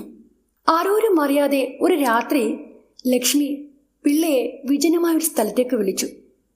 സുന്ദരിയായ മഹാലക്ഷ്മിയെ കാണാൻ പിള്ള മറ്റൊന്നും ചിന്തിക്കാതെ ഇറങ്ങി പുറപ്പെട്ടു. മഹ പറഞ്ഞ സ്ഥലത്ത് കൃത്യസമയത്ത് തന്നെ പിള്ള എത്തിച്ചേർന്നു. ഗ്രാമത്തിന്റെ അതിരിനടുത്തുള്ള ഒരു സ്ഥലത്തേക്കായിരുന്നു മഹ അയാളെ വിളിച്ചു വരുത്തിയത്. മനസ്സ് നിറയെ ആഗ്രഹങ്ങളുമായി ഒരുങ്ങി ചമഞ്ഞായിരുന്നു പിള്ള അവിടെ എത്തിയത്. പക്ഷേ അയാൾ പ്രതീക്ഷിച്ച ആൾ അവിടെ ഇല്ലായിരുന്നു. നല്ല നിലാവുള്ളൊരു രാത്രിയായിരുന്നു അത്. നിരാശയോടെ പിള്ള ചുറ്റുപാടും നിരീക്ഷിച്ചു. പെട്ടെന്നൊരു കൈത്തലം അയാളുടെ തോളിൽ അമർന്നു. പിള്ള ഞെട്ടിത്തിരിഞ്ഞു നോക്കി. പിന്നിൽ മഹാലക്ഷ്മി. വെണ്ണക്കൽ വിഗ്രഹം പോലെ അഴകേറിയ മഹാലക്ഷ്മിയുടെ ഉടലിലേക്ക് അയാൾ കണ്ണെടുക്കാതെ നോക്കി നിന്നുപോയി. ചന്ദ്രബിംബത്തിന്റെ ശോഭയിൽ മഹാലക്ഷ്മിയുടെ മുഖകാന്തിയെ ആസ്വദിച്ചുകൊണ്ട് അയാൾ അവളുടെ അരികിലേക്ക് നടന്നെടുത്തു. എന്ത് ഭംഗിയാ പെണ്ണെ നിന്നെ കാണാൻ. നീ എന്ത് ചോദിച്ചാലും ഞാനത് നിനക്ക് തന്നിരിക്കും. പിള്ളയുടെ വാക്കുകൾ കേട്ട് മഹ നാണത്താൽ മുഖം കുനിച്ചു. ആ സമയം അവളുടെ കണ്ണുകൾ വൈരക്കല്ല് പോലെ തിളങ്ങിയത് അയാൾ ശ്രദ്ധിച്ചില്ല. പിള്ളയുടെ ഇരു കൈകളും മഹയുടെ തോളിൽ അമർന്നപ്പോൾ അവൾ ലജ്ജയോടെ പറഞ്ഞു, നമുക്ക് ഇവിടെ നിന്ന് സംസാരിക്കണ്ട, ദാ അവിടേക്ക് പോകാം. അവൾ ചൂണ്ടിക്കാണിച്ച ഭാഗത്തേക്ക് അയാൾ നോട്ടമയച്ചു. കരിമ്പനുകളുടെ ഒരു കൂട്ടം. അവിടേക്കാണ് മഹ അയാളെ ക്ഷണിച്ചിരിക്കുന്നത്. നിനക്ക് നാണമാണല്ലേ? ശരി, നീ എവിടേക്ക് വിളിച്ചാലും ഞാൻ നിന്റെ ഒപ്പം വരും. മഹാലക്ഷ്മി അയാളുടെ മുന്നേ നടന്നു. അവളുടെ നീളൻ മുടിത്തുമ്പ് അയാളെ വല്ലാതെ അതിശയിപ്പിച്ചു. മഹയുടെ കൊലുസിന്റെ ശബ്ദം മാത്രമായിരുന്നു ആ സമയം കേട്ടത്. അവളുടെ അരക്കെട്ടിന്റെ ചലനം മാത്രം ശ്രദ്ധിച്ചുകൊണ്ട് ആ മനുഷ്യൻ മഹയുടെ പിന്നാലെ നടന്നുകൊണ്ടേയിരുന്നു. രാഗി മിനുക്കിയതുപോലുള്ള തന്റെ കോമ്പല്ലുകൾ നാവാൽ നനച്ച് അവൾ ദൂരെ നിന്ന് നന്നേ ഉയരമുള്ള കരിമ്പനിയിലേക്ക് നോക്കി. അവളെ കണ്ടതും പനംകുലയിലിരുന്നൊരു കൂമൻ ചിലച്ചുകൊണ്ട് പിള്ളിയുടെ അരികിലേക്ക് പറന്നെടുത്തു. ശേഷം അയാളുടെ തലക്ക് മുകളിൽ വട്ടമിട്ട് അത് പറക്കാൻ തുടങ്ങി. പെട്ടെന്ന് തെല്ലു ഭയത്തോടെ മഹയുടെ കയ്യിൽ കടന്നു പിടിച്ചുകൊണ്ട് പിള്ള ചോദിച്ചു, മഹാലക്ഷ്മി, നീ എന്നെ എവിടേക്കാണ് കൊണ്ടുവന്നത്? കരിമ്പനക്കൂട്ടങ്ങളുടെ നിഴലുകൾ നിലാവിനെ മറച്ചു. അയാൾ ചുറ്റിനും നിറഞ്ഞു നിന്ന ഇരുട്ടിലേക്ക് നോക്കി. പിന്നീട് തിരിഞ്ഞു മഹയെ നോക്കിയപ്പോൾ അവൾ നിന്നിടം ശൂന്യമായിരുന്നു. മഹാ, നീ ഇതെവിടെയാണ്? ഇങ്ങനെയൊരു ഒളിച്ചുകളിയുടെ ആവശ്യമുണ്ടോ മഹാ? പെട്ടെന്ന് കരിമ്പനിയുടെ മറയിൽ നിന്ന് ഒരു വെളുത്ത ചേലത്തുമ്പ് കാറ്റിൽ പറക്കുന്നത് പിള്ളയുടെ കണ്ണിൽപ്പെട്ടു. അയാൾക്കപ്പോൾ ഇതിൽ ആശ്വാസം തോന്നി. മഹാ, അവിടെ നിൽക്കൂ, ഞാനൊന്നും പറയട്ടെ. പിള്ള കരിമ്പനിയുടെ ചുറ്റിനും നടന്നു. പക്ഷേ മഹാലക്ഷ്മിയെ അയാൾ ആ വൃക്ഷത്തിന്റെ മറയിൽ കണ്ടില്ല. നീ ഇതെവിടെയാ മറഞ്ഞു നിൽക്കുന്നത്? മഹാലക്ഷ്മി! അവളുടെ ഒരു ഉത്തരവും ഉണ്ടായില്ല. ഇരുട്ടിന് കട്ടി ഓടി വന്നതോടൊപ്പം തന്നെ പിള്ളയുടെ ഭയവും വർദ്ധിച്ചു വന്നു. എങ്ങും ഇരുട്ടു മാത്രം. അയാൾ ആ ഇരുട്ടിൽ മഹയെ തിരഞ്ഞു. നീ എവിടെയാ? ഈ സമയം വള്ളിപ്പടർപ്പിനിടയിൽ മറഞ്ഞു നിന്നുകൊണ്ട് ആരോ ഒരാൾ പിള്ളയുടെ എല്ലാ നീക്കങ്ങളും ശ്രദ്ധിക്കുന്നുണ്ടായിരുന്നു. പിള്ള ഭയത്തോടെ മുന്നോട്ട് നടന്നു. പെട്ടെന്ന് കുറച്ചകലെയായി അയാൾ മഹാലക്ഷ്മിയെ കണ്ടു. അതോടെ അയാൾക്ക് ആശ്വാസമായി. അവളുടെ അടുത്തേക്ക് നടന്നെടുക്കുന്തോറും പിള്ളയ്ക്ക് പാലപ്പൂക്കളുടെ മത്ത് പിടിപ്പിക്കുന്ന മണം അനുഭവപ്പെട്ടു. ഗ്രാമത്തിന്റെ അതിര് കടന്ന് താൻ കരിമ്പനക്കാട്ടിൽ വന്നെത്തിയിരിക്കുന്നു എന്ന് അയാൾക്ക് അപ്പോൾ മാത്രമാണ് മനസ്സിലായത്. മഹാലക്ഷ്മി, നീ ഇതെവിടേക്കാ പോകുന്നത്? ഇത് ചിരിതയുടെ വിഹാര കേന്ദ്രമാണ്. മഹ നിന്നില്ല. അവൾ പിന്നെയും നടന്നു. പിള്ളയ്ക്ക് വല്ലാത്ത ദേഷ്യം വന്നു. മഹാലക്ഷ്മി, അവിടെ നിൽക്ക്! പെട്ടെന്ന് മഹാലക്ഷ്മി നിന്നു. ആ കാട്ടിലെ ഏറ്റവും പൊക്കമുള്ള ഒരു കരിമ്പനിയുടെ മുന്നിലാണ് അവൾ അപ്പോൾ എത്തി നിന്നത്. അവൾ തിരിഞ്ഞു നോക്കിയതും പിള്ളയുടെ ഹൃദയം പടപട ഇടിക്കുവാൻ തുടങ്ങി. കാരണം അയാൾ അപ്പോൾ വരെ കണ്ട മഹാലക്ഷ്മി അല്ലായിരുന്നു അത്. പകരം അവളുടെ അതേ വേഷത്തിൽ നിന്ന് ചിരിതയായിരുന്നു അത്. ചിരിതയുടെ മുഖം ചുവന്നു, കണ്ണുകൾ തിളങ്ങി. ചിരിതയുടെ വലയിൽ താൻ വീണിരിക്കുന്നുവെന്ന് പിള്ളയ്ക്ക് അപ്പോഴാണ് മനസ്സിലായത്. പെട്ടെന്ന് അയാൾ നിന്ന ഇടം ഒരു ചതുപ്പായി മാറി. എന്തെങ്കിലും ഒന്ന് ചെയ്യുന്നതിന് മുമ്പ് തന്നെ പിള്ളയുടെ ഇരു കാലുകളും ആ ചതുപ്പിലേക്ക് താഴ്ന്നു തുടങ്ങി. എന്നെ ആരെങ്കിലും ഒന്ന് രക്ഷിക്ക്! നിന്നെ രക്ഷിക്കാനോ? പഴയതെല്ലാം ഈ നിമിഷം നീ ഒന്ന് ഓർത്തു നോക്ക്. എന്നെ കല്ലെറിഞ്ഞ് കൊല്ലാൻ നിനക്ക് നല്ല ഉത്സാഹമായിരുന്നല്ലോ. ഒരു കഴുകനെ പോലെ എന്റെ പച്ച മാംസത്തിൽ നഖങ്ങൾ ആഴ്ത്തി രസിച്ചവനല്ലേ നീ? നിന്നെ ഞാൻ രക്ഷിക്കുമെന്ന് നിനക്ക് തോന്നുന്നുണ്ടോ? ഈ സ്ഥലം നിനക്ക് ഓർമ്മയുണ്ടോ? എന്നെ ജീവനോടെ കുഴിച്ചിട്ട സ്ഥലത്താ നീ ഇപ്പോൾ മുങ്ങി താഴ്ന്നുകൊണ്ടിരിക്കുന്നത്. ഈ ചതുപ്പിനടിയിൽ ശ്വാസം കിട്ടാതെ പിടയുമ്പോൾ ഞാൻ അനുഭവിച്ച പ്രാണവേദന നിനക്കറിയാൻ സാധിക്കും. കഴുത്തോളം ചതുപ്പിൽ താഴ്ന്ന പിള്ള പ്രാണന് വേണ്ടി അവളുടെ മുന്നിൽ കെഞ്ചി. പക്ഷേ കണ്ണിലെരിയുന്ന ചിരിതയുടെ കണ്ണുകളിൽ നോക്കി നോക്കി ആ മനുഷ്യൻ പൂർണ്ണമായും ആ ചതുപ്പിനടിയിലേക്ക് താഴ്ന്നു പോയി. നീർക്കുമ്പളകൾ ഉയർന്നു വന്ന ആ വലിയ ചതുപ്പിലേക്ക് നോക്കി ചിരിത തെല്ലും നേരം നിന്നു. അത് നിലച്ചപ്പോൾ മാത്രമാണ് അവൾ അവിടെ നിന്ന് തിരിഞ്ഞു നടന്നത്. കരിമ്പനക്കാടിന്റെ അതിരി കടന്ന് വൈരമണിയിലേക്ക് പ്രവേശിച്ച ചിരിത അപ്പോഴേക്കും മഹാലക്ഷ്മിയായി മാറിയിരുന്നു. അടുത്ത പ്രഭാതത്തിലും ഒരു മരണം ആ നാട്ടുകാർക്ക് കാണേണ്ടതായി വന്നു. അതേ കിണറിന് മുകളിൽ കെട്ടിത്തൂക്കിയ നിലയിലായിരുന്നു പിള്ളയുടെ ജഡവും അവർക്ക് കാണാൻ കഴിഞ്ഞത്. ദിനകരൻ നമ്പൂതിരിയുടെ ചങ്കു പിടഞ്ഞു. അയാളുടെ മിഴികൾ ഈറനണിഞ്ഞു. തന്റെ പ്രിയപ്പെട്ട കൂട്ടുകാരെല്ലാം തന്നെ വിട്ട് പോയിരിക്കുകയാണ്. ഇവർക്കെല്ലാം എന്താണ് സംഭവിക്കുന്നത്? നമ്പൂതിരി സങ്കടം സഹിക്കാനാവാതെ അലമുറിയിട്ട് കരഞ്ഞു. ആ കാഴ്ച കാണാൻ ഡോക്ടർ ചന്ദ്രദാസ് ഉൾപ്പെടെയുള്ളവർ ആ സ്ഥലത്ത് എത്തിച്ചേർന്നിരുന്നു. അക്കൂട്ടത്തിൽ മഹയും ഉണ്ടായിരുന്നു. അവളുടെ മുഖത്ത് ഒരു പുഞ്ചിരി വിരിഞ്ഞത് അവിടെ നിന്ന് ആരും തന്നെ കണ്ടില്ല. എന്റെ പിള്ളേ, നിന്നോട് ഇത് ചെയ്തത് ആരാണ്? ഒന്ന് കണ്ണു തുറക്കൂ പിള്ളേ. ദിനകരൻ നമ്പൂരുടെ പദം പറഞ്ഞുള്ള കരച്ചിൽ കേട്ട് പലരും അറിയാതെ കരഞ്ഞുപോയി. വൈരമണിയിൽ 3 മരണങ്ങൾ നടന്നിരിക്കുന്നു. അയ്യപ്പൻ നായർ, തമ്പി, പിള്ള ഇവരെല്ലാവരും തങ്ങൾ ഇരുവരുടെയും ഉറ്റ തോഴന്മാരാണ്. ഇതുവരെ തങ്ങൾ കെട്ടിച്ചമച്ച് പറഞ്ഞ കഥകളെല്ലാം സത്യമാവുകയാണോ? ഇവരുടെ എല്ലാവരുടെയും മരണത്തിന് പിന്നിൽ ചിരിതയെന്ന യക്ഷിയാണോ? മാന്ത്രികൻ കാളിയൻ ആ സമയം അങ്ങനെ പലതും ചിന്തിച്ചുകൊണ്ട് തന്റെ കൈവശമുണ്ടായിരുന്ന കുറച്ച് അരിമണികൾ നിലത്തേക്കെറിഞ്ഞു. അല്പനേരം ആ കിണറിനടുത്ത് ചെന്ന അയാൾ കണ്ണടച്ചു നിന്നു. പിന്നീട് എന്തൊക്കെയോ മനസ്സിലായതുപോലെ കാളിയൻ അരിമണികൾ വഴിയിലാകെ വാരി വിതറിക്കൊണ്ട് അയാൾക്ക് സംശയം തോന്നിയ വഴികളിലൂടെ മുന്നോട്ട് നീങ്ങി. ആൾക്കൂട്ടത്തിനിടയിൽ നിന്ന് മഹാലക്ഷ്മിയെയും അയാൾ തുറച്ചു നോക്കി. അങ്ങനെ കാളിയൻ അരിമണികൾ എറിഞ്ഞുകൊണ്ട് ഗ്രാമത്തിന്റെ അതിര് കടന്ന് കരിമ്പനക്കാട്ടിലെത്തി. ഇത്തവണ എറിഞ്ഞ അരിമണികൾക്ക് തീ പിടിച്ചു. പുള്ളികൾ മാറി നിന്ന ആ ചതുപ്പിന് മുകളിൽ വീണ അരിമണികൾക്ക് തീ പിടിച്ചപ്പോഴേ കാളിയൻ ഒരു കാര്യം മനസ്സിലാക്കി. ആ ചതുപ്പിന് കുറച്ചകലെയുള്ള കരിമ്പനയിലേക്ക് അയാളുടെ നോട്ടം ഒരു നിമിഷം എത്തി നിന്നു. പെട്ടെന്ന് തന്നെ കാളിയൻ തിരിച്ചു നടന്നു. വഴിയിൽ അയാൾ മഹാലക്ഷ്മിയെ കണ്ടു. അവൾ ഒരു പെണ്ണുമായി സംസാരിച്ചുകൊണ്ട് നിൽക്കുകയായിരുന്നു. അപ്പോൾ കാളിയൻ ഉടൻ തന്നെ നമ്പൂതിരിയെയും ഒപ്പം കൂട്ടി അവിടെ എത്തി. അപ്പോഴും മഹാ അവിടെ തന്നെ ഉണ്ടായിരുന്നു. മഹാലക്ഷ്മിയെ നോക്കി കാളിയൻ കണ്ണടച്ച് ചില മന്ത്രങ്ങൾ ചൊല്ലി. ഇവൾ ഞാൻ ഉദ്ദേശിച്ച ആൾ തന്നെയാണ്. ഇവളാണ് ആ യക്ഷി. ഇവളോ? ഇവൾ നമ്മുടെ അയ്യപ്പൻ നായരുടെ മകളാ, മഹാലക്ഷ്മി. ഇവൾ എങ്ങനെയാ യക്ഷിയാകുന്നത്? ദിനകര, തനിക്കൊന്നും അറിയില്ല. എൻ്റെ മന്ത്രശക്തി കൊണ്ട് എനിക്ക് കാണാൻ കഴിയുന്നതൊന്നും തനിക്ക് കാണാൻ കഴിഞ്ഞെന്ന് വരില്ല. ചിരിത ഇവളുടെ ശരീരത്തിലാണ് കൂടിയിരിക്കുന്നത്. ആ ശരീരം മഹാലക്ഷ്മിയുടേതും അതിൽ പ്രവേശിച്ചിരിക്കുന്ന ശക്തി ചിരിത എന്ന യക്ഷിയുമാണ്. പകൽ ഇവൾ മഹാലക്ഷ്മി തന്നെയായിരിക്കും. പക്ഷേ രാത്രിയുടെ 3-ാം യാമത്തിൽ ഇവൾ ചിരിതയാകും. എടോ നമ്പൂതിരി, തന്നെ കൊണ്ടൊന്നും ഒരു കാര്യവുമില്ല. എത്ര വർഷമെടുത്ത് ഞാൻ പഠിച്ചെടുത്ത വിദ്യ കൊണ്ടാണ് ആ യക്ഷിയെ എനിക്ക് ബന്ധിക്കാനായത്. പക്ഷെ ഇപ്പോൾ അവൾ ആ ബന്ധനത്തിൽ നിന്ന് മോചനം നേടിയിരിക്കുന്നു. ആരും അവളെ മോചിപ്പിച്ചിരിക്കുന്നു. അതിനാലാണ് നമ്മുടെ ഈ ശത്രു ഇപ്പോൾ നമ്മുടെ മുന്നിൽ വന്നിങ്ങനെ നിൽക്കുന്നത്. കാളിയ, ഇനി നമ്മൾ എന്തു ചെയ്യും? ഇവളിൽ നിന്ന് നമ്മൾ എങ്ങനെ രക്ഷ നേടും? വഴിയുണ്ട്. ഇവളുടെ എല്ലാ ശക്തിയും ഇല്ലാതാക്കുവാനുള്ള മാർഗം എനിക്കറിയാം. ആ നീലൻ മുടിയിലാണ് അവളുടെ എല്ലാ ശക്തിയും ഉള്ളത്. അത് മുറിച്ചു കളഞ്ഞാൽ പിന്നെ കുറച്ച് ഭയപ്പെടുത്താനല്ലാതെ അവൾക്ക് നമ്മളെ ഒന്നും ചെയ്യാൻ കഴിയില്ല. ആ നിൽക്കുന്നവളുടെ ഒരു മുടിനാര് ഇനിയുള്ള മാന്ത്രിക ക്രിയകൾക്ക് ആവശ്യമാണ്. ഇന്ന് രാത്രി ഈ യക്ഷി കൂടുതൽ ശക്തി പ്രാപിക്കും. ചിരിത കയറിക്കൂടിയിരിക്കുന്ന ഈ ശരീരത്തിനുടമയിലൂടെ അവൾ പൂർവാധികം ശക്തി പ്രാപിക്കുവാനുള്ള പല കാര്യങ്ങളും ചെയ്യും. അവൾക്കിരയായ ഓരോരുത്തരുടെയും ചോരയിൽ അവളുടെ മുടി മുക്കിയാണ് അവൾ ആ മുടിയുടെ ശക്തി കൂട്ടുന്നത്. നീളൻ മുടി തന്നെയാണ് അവളുടെ ആയുധം.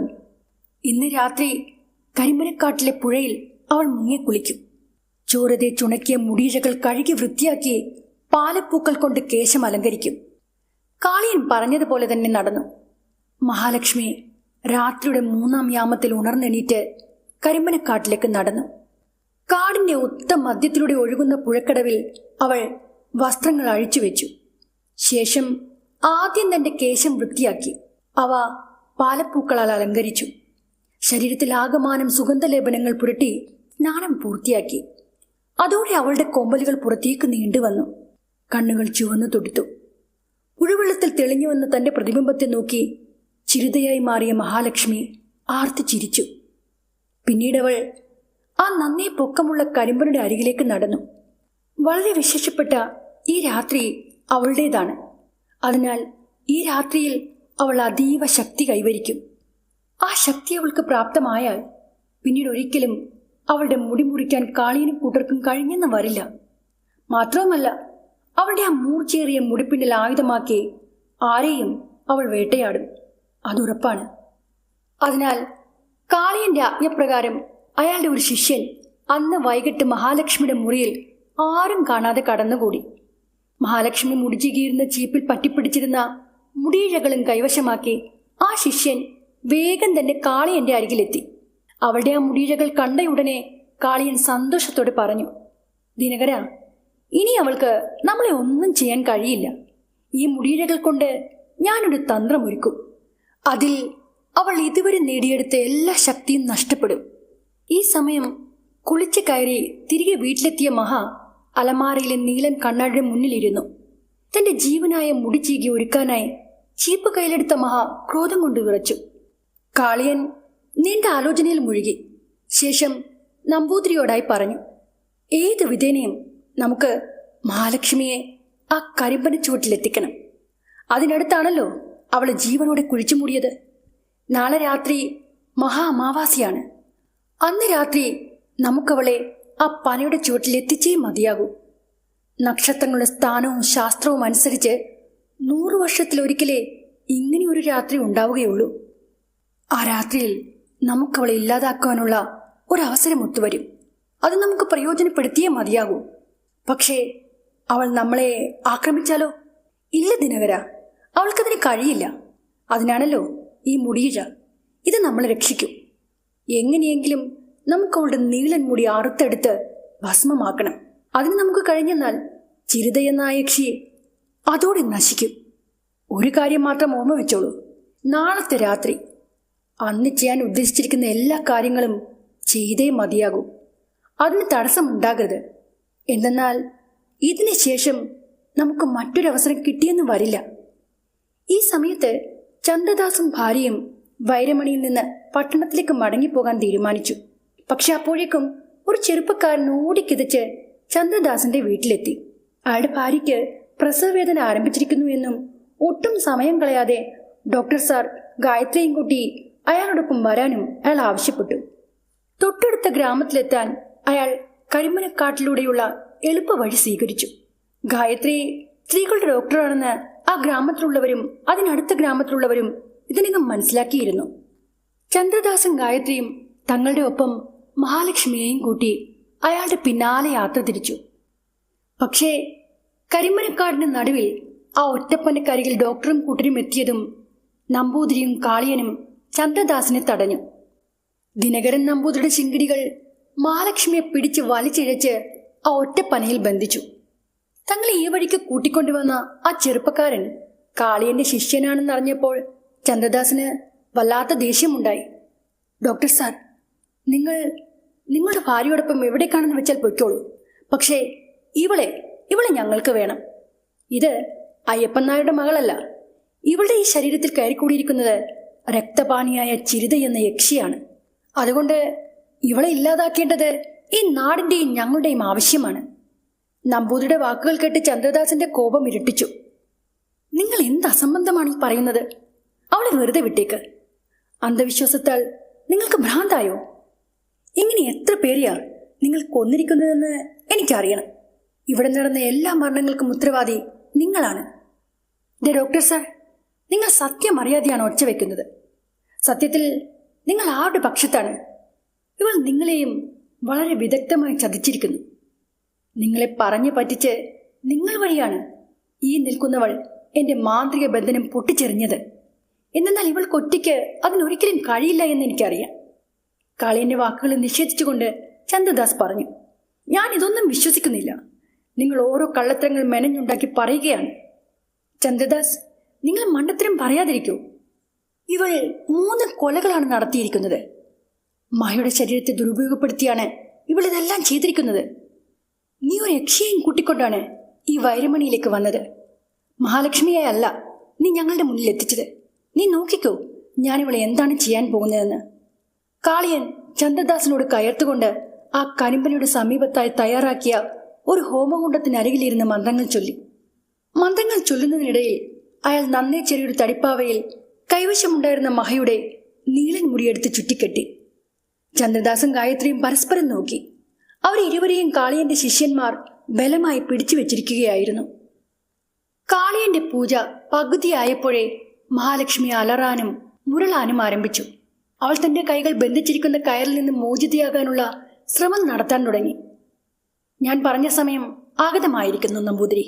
വേഗം ഇവളുടെ കേശം മുറിച്ചുകൊണ്ടുവരൂ. കാളിയന്റെ ആജ്ഞപ്രകാരം ദിനകരൻ നമ്പൂതിരി കരിമ്പനയിൽ ചേർത്ത് കെട്ടിയിട്ടിരുന്ന മഹയുടെ അരികിലേക്ക് വലിയൊരു വാളുമായി ചെന്നു. മഹ നമ്പൂതിരിയെ നോക്കി ദേഷ്യത്തിൽ അലറി. ചന്ദ്രദാസും ഈ സമയം കാളിയന്റെ ശിങ്കിടികളുടെ ബന്ധനത്തിൽ നിന്ന് കുതറി മാറാൻ ശ്രമിച്ചു. പക്ഷേ അയാൾക്കതിന് കഴിഞ്ഞില്ല.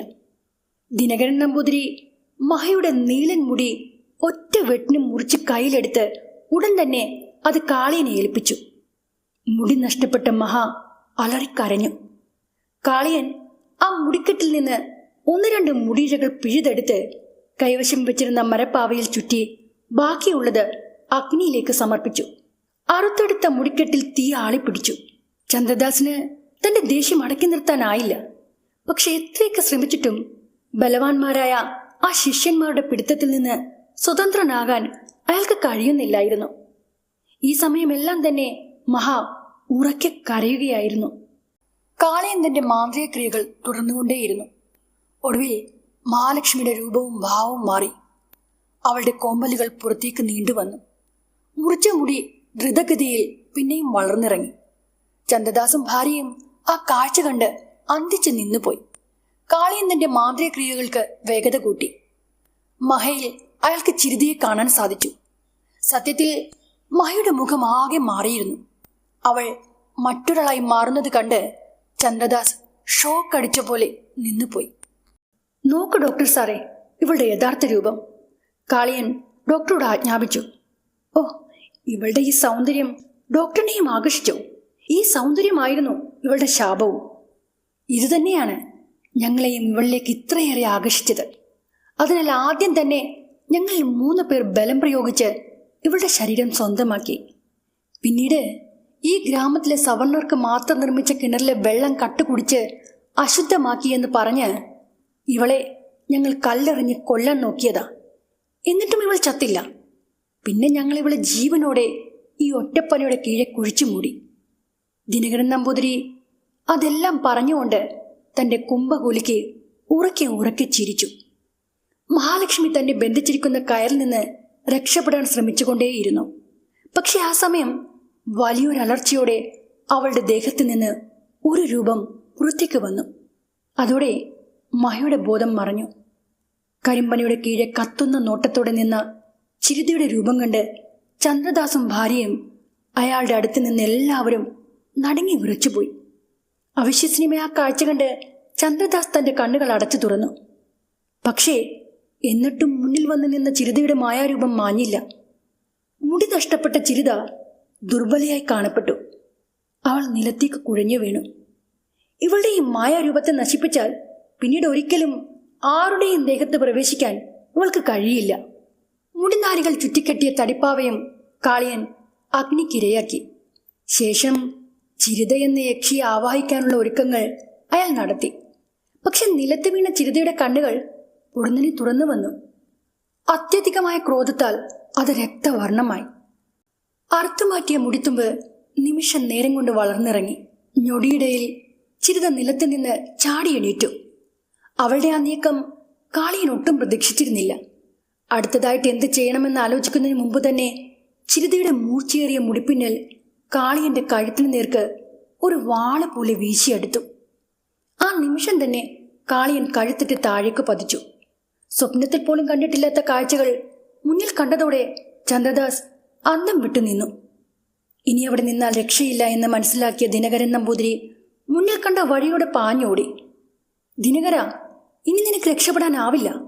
നമ്പൂതിരി തിരിഞ്ഞു നോക്കാതെ ഓടിയെങ്കിലും ചിരുതയുടെ മുടിപ്പിന്നൽ അയാളുടെ കഴുത്തിന് നേർക്കും നീണ്ടുവന്നു. തന്റെ കഴുത്തിൽ വരിഞ്ഞു മുറുകിയ മൂർച്ചയേറിയ മുടിപ്പിന്നലിൽ നിന്ന് രക്ഷപ്പെടാൻ ദിനകരൻ ആവുന്നത്ര ശ്രമിച്ചു നോക്കി. പക്ഷേ അയാൾക്കതിന് സാധിച്ചില്ല. ചിരുതയുടെ രൂപം നമ്പൂതിരിയുടെ നേർക്ക് നീങ്ങിയപ്പോൾ ചന്ദ്രദാസും ഭാര്യയും കരിമ്പനയിൽ ചേർത്ത് കെട്ടിയിട്ടിരുന്ന മഹാലക്ഷ്മിയെ മോചിപ്പിച്ചു. പ്രാണവായു കിട്ടാതെ പിടയുന്ന നമ്പൂതിരിയെ നോക്കി ചിരുത തെല്ലുനേരം നിന്നു. കഴുത്തിലമർന്ന മുടിപ്പിന്നൽ വല്ലാതെ മുറുകിയതോടെ ദിനകരന്റെ കഴുത്ത് മുറിഞ്ഞ് രക്തം വാർന്നൊഴുകി. അങ്ങനെ അയാളുടെ അവസാന ശ്വാസവും നിലച്ചു. നിലത്ത് പടർന്നൊഴുകിയ ചുടുചോരയിൽ ചിരുത തന്റെ കേശം നനച്ചു. ശേഷം അവൾ ചന്ദ്രദാസിനോടായി പറഞ്ഞു, എന്റെ പക ഞാൻ വീട്ടിയിരിക്കുന്നു. എന്നെ നശിപ്പിച്ച എല്ലാവരെയും ഞാൻ കൊന്നൊടുക്കി. പക്ഷേ ഈ നാടുള്ളിടത്തോളം കാലം എന്നെപ്പോലുള്ള എല്ലാ പെണ്ണുങ്ങളെയും ഇതുപോലുള്ളവരുടെ കയ്യിൽ നിന്ന് രക്ഷിക്കാൻ ഞാൻ ഈ കരിമ്പനയിൽ വസിക്കുന്നതായിരിക്കും. ചിരുതയുടെ രൂപം അതീവ സുന്ദരിയായി തീർന്നു. എങ്ങും പാലപ്പൂ മണം പരന്നു. കരിമ്പനയുടെ അടുത്തേക്ക് നടന്നെടുത്ത ചിരുതയുടെ രൂപം മെല്ലെ മെല്ലെ മൂവരുടെയും മുന്നിൽ നിന്ന് അപ്രത്യക്ഷമായി. അനാഥയായ മഹാലക്ഷ്മിയെയും ഒപ്പം കൂട്ടി ഡോക്ടർ ചന്ദ്രദാസും അയാളുടെ ഭാര്യ ഗായത്രിയും ആ നാട്ടിൽ നിന്ന് പട്ടണത്തിലേക്ക് തിരിച്ചു. വരുമണി ഗ്രാമം ഉണ്ടായിരുന്നിടത്തോളം കാലം ആ നാട്ടിലെ ഓരോ പെണ്ണിൻ്റെയും രക്ഷക്കായി ചിരുത എന്ന ആ യക്ഷി ആ കരിമ്പനിയിലുണ്ടായിരുന്നു. ഈ കഥ ഇവിടെ അവസാനിക്കുകയാണ്. ഒരുപക്ഷെ നിങ്ങൾ ചിലർ ഈ കഥ കേട്ടിരിക്കാം. കേട്ടവരാണെങ്കിൽ ഒന്ന് മെൻഷൻ ചെയ്യണേ. കേട്ടിട്ടില്ലെങ്കിൽ കഥയെക്കുറിച്ചുള്ള അഭിപ്രായങ്ങൾ എന്നെ അറിയിക്കണം. പുതിയ കഥകളുമായി ഞാൻ ഉടൻ വരാം. പക്ഷേ അതിൽ ചില പ്രശ്നങ്ങളുണ്ട്. നമ്മുടെ ഈ ചാനൽ ഡിമോണിറ്റൈസ്ഡായി പോയിരിക്കുകയാണ്. അത് മോണിറ്റൈസ്ഡ് ആക്കാനുള്ള കുറേ കാര്യങ്ങൾ ഞാൻ ചെയ്യുന്നുണ്ട്. നിങ്ങളുടെ സപ്പോർട്ട് ഉണ്ടെങ്കിൽ നമുക്ക് വീണ്ടും കാണാം. അല്ലെങ്കിൽ ഇതൊരു പക്ഷേ നമ്മുടെ അവസാന കാഴ്ചയായിരിക്കും. വീണ്ടും കാണാമെന്ന് ആശിച്ചുകൊണ്ട് ബൈ.